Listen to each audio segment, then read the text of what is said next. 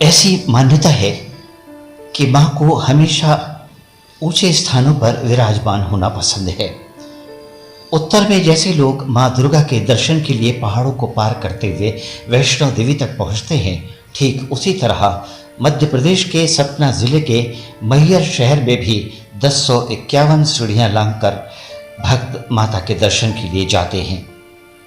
सतना जिले की मैहर तहसील के पास त्रिकुट पर्वत पर स्थित माता शारदा के इस मंदिर को मैहर देवी का मंदिर कहा जाता है।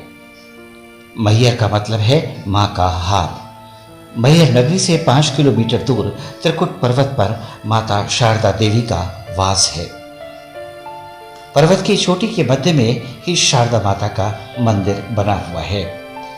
पूरे भारत में सतना का मैहर मंदिर माता शारदा का अकेला मंदिर है।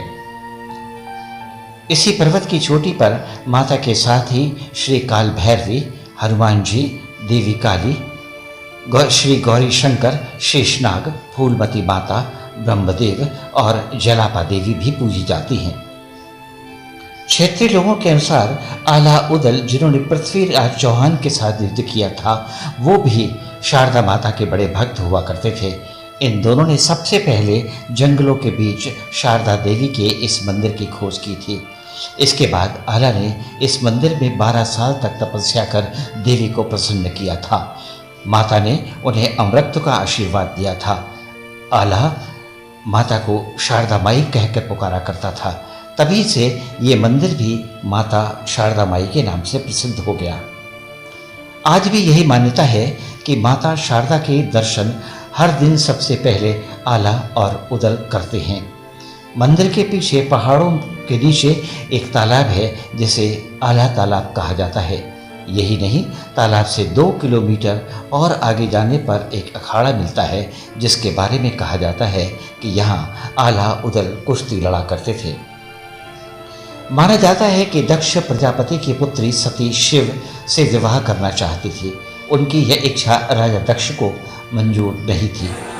वो शिव को भूतों और अघोरियों का साथी मानते थे। फिर भी सती ने अपनी जिद पर भगवान शिव से विवाह कर लिया। एक बार राजा दक्ष ने यज्ञ करवाया। उस यज्ञ में ब्रह्मा, विष्णु, इंद्र और अन्य देवी देवताओं को आमंत्रित किया, लेकिन जानबूझकर अपने जमाता भगवान शंकर को नहीं बुलाया। शंकर जी की पत्नी और दक्ष की पुत्री सती इससे बहुत आहत हुई। यज्ञ स्थल पर सती ने अपने पिता दक्ष से शंकर जी को आमंत्रित न करने का कारण पूछा। इस पर दक्ष प्रजापति ने भगवान शंकर को अपशब्द कहे। इस अपमान से दुखी होकर सती ने यज्ञ अग्निकुंड में कूदकर अपनी प्राण आहुति दे दी।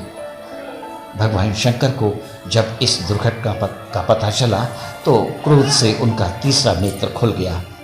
उन्होंने यज्ञ कुंड से सती के पार्थिव शरीर को निकालकर कंधा पर उठा लिया और गुस्से में तांडव करने लगे।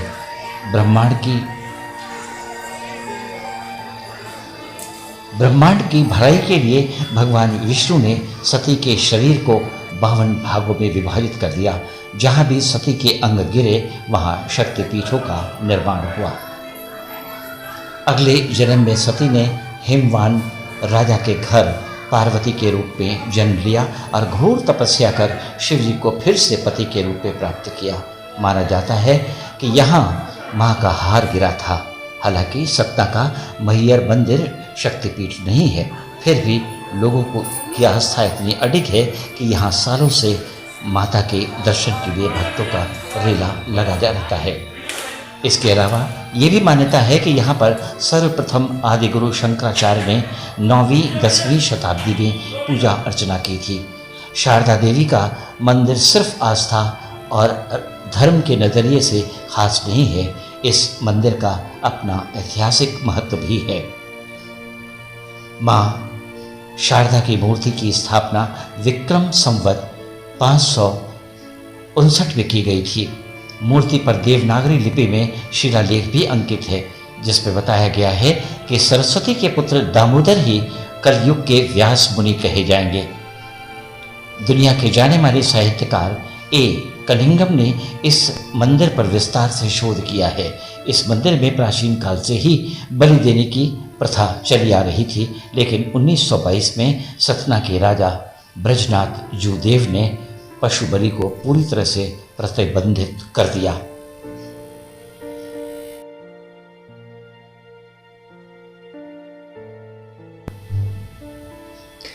राजधानी दिल्ली से मैहर तक की सड़क की दूरी लगभग 1000 किलोमीटर है।